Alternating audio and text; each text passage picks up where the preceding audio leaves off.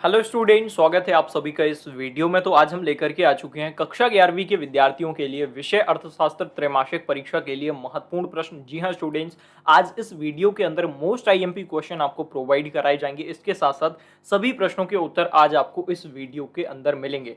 आज इस वीडियो के अंदर वस्तुनिष्ठ प्रश्न भी मिलेंगे, 2 अंक वाले प्रश्न के उत्तर भी मिलेंगे, 3 अंक वाले प्रश्न के उत्तर और 4 अंक वाले मीन सभी प्रश्नों के उत्तर आज इस वीडियो के अंदर मिलने वाले हैं, जो क्वेश्चन हमारे इस चैनल पर अपलोड किए गए थे। तो चलिए स्टूडेंट्स, आज का ये वीडियो स्टार्ट करते हैं। और वीडियो में आगे बढ़ने से पहले आप सभी बच्चों से एक छोटी सी रिक्वेस्ट है कि यदि आपने अभी तक इस चैनल को सब्सक्राइब नहीं किया है तो बच्चों सबसे पहले चैनल को सब्सक्राइब कीजिए, बेल आइकन को प्रेस करके ऑल पे सेट कर लीजिए ताकि जब भी हम नेक्स्ट वीडियो अपलोड करें तो आपके पास नोटिफिकेशन पहुंच जाए। और बच्चों, टेलीग्राम ग्रुप की लिंक डिस्क्रिप्शन में दे रखी है, तो टेलीग्राम ग्रुप को सभी बच्चे ज्वाइन कर लीजिए, क्योंकि टेलीग्राम पर पीडीएफ शेयर किए जाते हैं, आईएमपी क्वेश्चन के मॉडल पेपर शेयर किए जाते हैं। इसके साथ साथ जो भी आंसर के पीडीएफ होते हैं वो भी आपको टेलीग्राम ग्रुप पर मिल जाएंगे। और 3 दिन के अंदर बच्चों यहाँ पे 9000 बच्चों ने टेलीग्राम ग्रुप को ज्वाइन कर लिया है। लिंक डिस्क्रिप्शन में दे रखी है, तो जाकर के सभी बच्चे ज्वाइन कर लीजिए।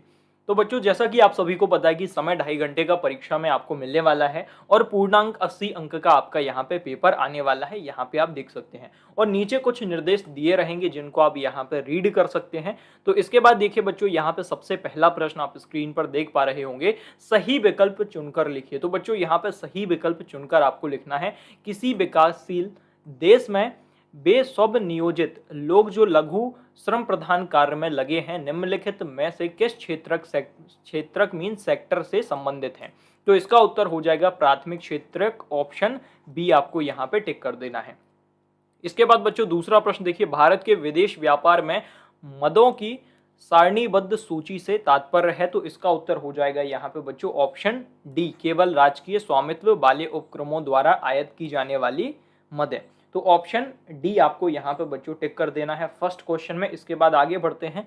तीसरा प्रश्न देखिए बच्चों, यहाँ पे विदेश में वस्तुएं घरेलू विक्रय दाम से कम दाम पर बेचने को कहते हैं। तो यहाँ पे तीसरे प्रश्न का उत्तर हो जाएगा डंपिंग मीन्स पार्टना। ऑप्शन थर्ड आपको यहाँ पे बच्चों टिक कर देना है।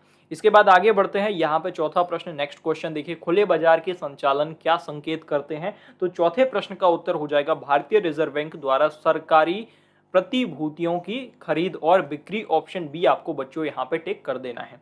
इसके बाद आगे बढ़ते हैं। यहाँ पे पांचवा प्रश्न देखिए, मिश्रित अर्थव्यवस्था उस आर्थिक प्रणाली का संदर्भ सूचक है जिसमें, तो पांचवें प्रश्न का उत्तर ऑप्शन सी हो जाएगा सरकारी क्षेत्र तथा निजी क्षेत्र दोनों साथ साथ काम करते हैं। तो ऑप्शन सी आपको यहाँ पे टिक कर देना है।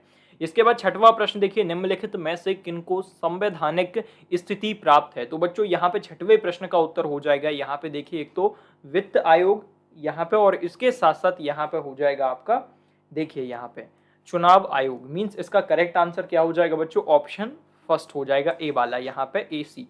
तो आपको यहाँ पे फर्स्ट वाला टिक कर देना है। इसके बाद सातवां प्रश्न देखिए बच्चों, स्क्रीन पर संरक्षण से तात्पर्य है? तो यहाँ पे सातवें प्रश्न का उत्तर हो जाएगा उपरोक्त सभी। मींस ये तीनों हैं, तो उपरोक्त सभी आपको ऑप्शन डी यहाँ पे टिक कर देना है।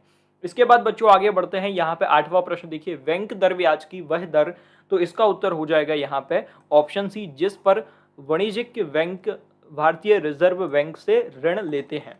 तो यहाँ पे ऑप्शन सी आपको टिक कर देना है। तो यहाँ पे बच्चों वस्तुनिष्ठ मींस बहुवैकल्पिक जो आपके प्रश्न थे इनको अपन ने कर लिया है। सभी उत्तर आपको प्रोवाइड करा दिए गए हैं और नीचे आप सभी प्रश्नों के उत्तर यहाँ पे देख सकते हैं। 8वां प्रश्न के उत्तर यहाँ पे नीचे आपको देखने को मिल रहे हैं, तो इनको भी बहुत अच्छे तरीके से बच्चों तैयार कर लीजिए।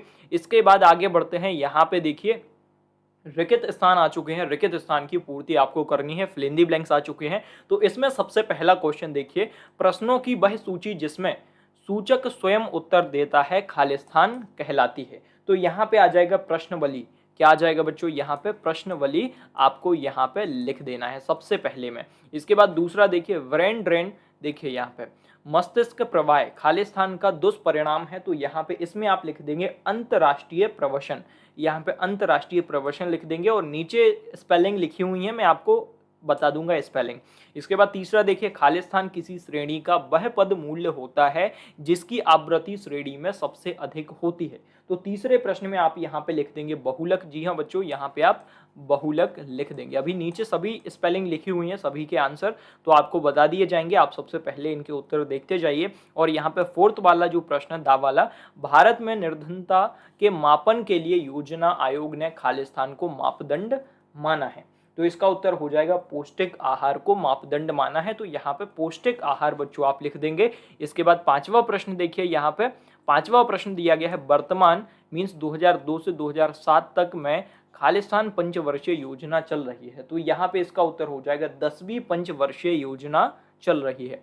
क्या आ जाएगा बच्चों यहाँ पे 10वीं पंचवर्षीय योजना, यहाँ पे 10वीं बस आपको लिख देना है, पंचवर्षीय योजना यहाँ पे लिखा हुआ है। अब जो रिक्त स्थान आपने देखे 5, इन सभी पांचों प्रश्न के उत्तर यहाँ पे दिए गए हैं। सबसे पहले में देखिए यहाँ पे प्रश्नावली आएगा, दूसरे में अंतर्राष्ट्रीय प्रवचन, तीसरे में बहुलक, और चौथे में पौष्टिक आहार, और पांचवे में 10वीं पंचवर्षीय योजना। तो इनको बहुत अच्छे तरीके से बच्चों लिख लेना है, तैयार कर लेना है। मोस्ट आईएमपी क्वेश्चन है, एक भी क्वेश्चन आपको यहाँ पर स्किप नहीं करना है। इसके बाद आगे बढ़ते हैं। तीसरा प्रश्न देखिए, सही जोड़ी चुनकर लिखिए। तो सही जोड़ी है, मैचिंग आ चुकी है, अब हम इनको देख लेते हैं। तो सबसे पहला देखिए, साम्य कीमत, तो इसको आप मिलाएंगे मांग और पूर्ति, पांचवे से मांग और पूर्ति। इसके बाद मुद्रा वह है जो मुद्रा का कार्य करती है, तो दूसरे को आप मिलाएंगे बच्चों यहाँ पे फोर्थ वाले से, हार्ट, देखिए यहाँ पे हार्टले ब्रदर्स। इसके बाद तीसरा है व्यापार संतुलन, तो तीसरे को आप मिलाएंगे बच्चों यहाँ पे वस्तुओं का आयत एवं, यहाँ पे जो तीसरे को तीसरे से ही मिला देना सामने बिल्कुल। उत्पादक शुल्क, यहाँ पे उत्पादक जो शुल्क दिया गया है इसको आप मिलाएंगे अप्रत्यक्ष कर, यहाँ पे दूसरे से। और पांचवा यहाँ पे जो दिया गया है असंतुलित बजट, तो इसको आप मिला देंगे यहाँ पे पहले से। ठीक है बच्चों, तो यहाँ पे मैचिंग हो चुकी है। और यहाँ पे नीचे इनके आंसर लिखे गए हैं, फर्स्ट को फिफ्थ से मिलाना, सेकंड को फोर्थ से, थर्ड को थर्ड से, फोर्थ को सेकंड से, और फिफ्थ को फर्स्ट से। तो यहाँ पे आंसर भी लिखे गए हैं, तो इनको आप एक बार देख लीजिए। इसके बाद आगे बढ़ते हैं, सही अथवा गलत बताइए। तो सही अथवा गलत बताना है, सत्य और असत्य है।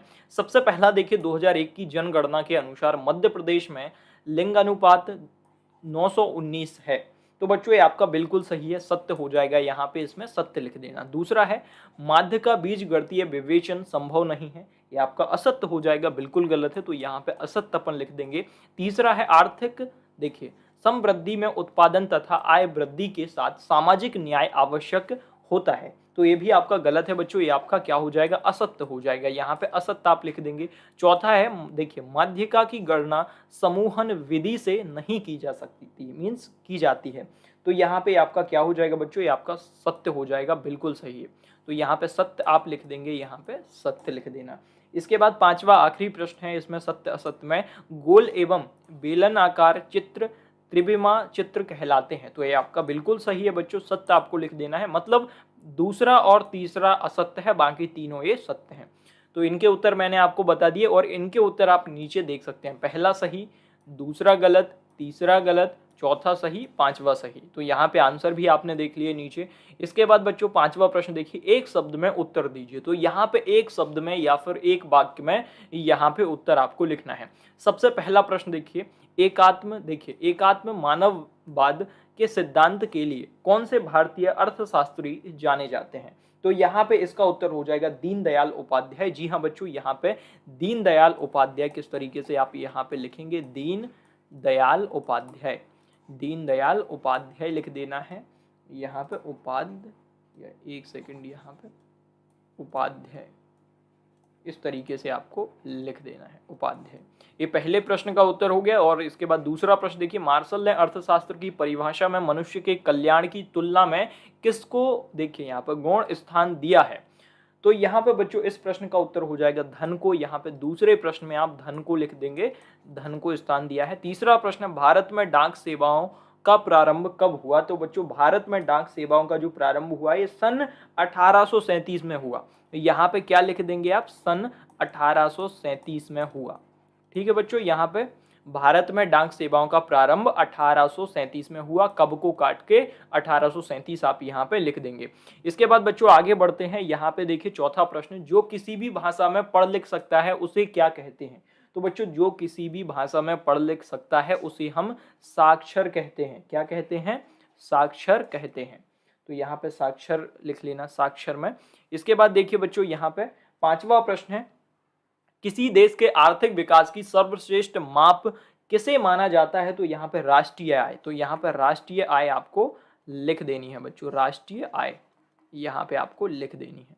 और इन सभी प्रश्नों के उत्तर आप यहाँ पे नीचे देख पाएंगे। सबसे पहले प्रश्न में दीनदयाल उपाध्याय आएगा, दूसरे में धन को, तीसरे में आएगा सन 1837 में, यहाँ पे जो देखिए तीसरा प्रश्न था भारत में डाक सेवाओं, और साक्षर आ जाएगा चौथे में, पांचवे में राष्ट्रीय आय। तो यहां तक अपन ने सभी प्रश्नों के उत्तर देख लिए, प्रश्न 5 तक। अब इसके बाद के जो प्रश्न हैं इनके उत्तर भी आज इस वीडियो के अंदर मिलेंगे, फुल सॉल्यूशन प्रोवाइड कराया जा रहा है स्टूडेंट्स। इसके बाद देखिए 6वां प्रश्न आप स्क्रीन पर देख पा रहे होंगे, आपकी आवश्यकताएं असीमित हैं तथा उनकी पूर्ति करने के लिए आपके पास संसाधन सीमित हैं, उदाहरणों द्वारा इस कथन की व्याख्या कीजिए। तो बच्चों यहाँ पे बड़ा अच्छा प्रश्न है, इसको अच्छे से तैयार कर लेना। और यहाँ पे उत्तर आप देख पा रहे होंगे। देखिए यहाँ पे प्रश्न देखिए, सबसे पहले तो आपकी जो आवश्यकता है वो असीमित है तथा उनकी पूर्ति करने के लिए जो हमारे पास संसाधन है वो सिर्फ सीमित है यहाँ पे। तो उदाहरण के साथ इसको समझाना है, व्याख्या करना है इस कथन की। तो यहाँ पे देखिए हमारी आवश्यकताएं असीमित हैं परंतु उनकी पूर्ति करने के लिए हमारे पास संसाधन सीमित हैं। उदाहरण के लिए आपके परिवार की आय सीमित है जबकि आपकी इच्छाएं असीमित हैं। आप इतनी सारी वस्तुएं एवं सेवाएं खरीदना चाहते हैं तो आप अपनी सीमित आय में नहीं खरीद सकते, अतः आपको चयन करना पड़ता है। इसी तरह आपके पास सीमित समय है और उसके देखिए बहुत से उपयोग हैं, यहाँ पे उपयोग लिखा हुआ है, उपयोग है।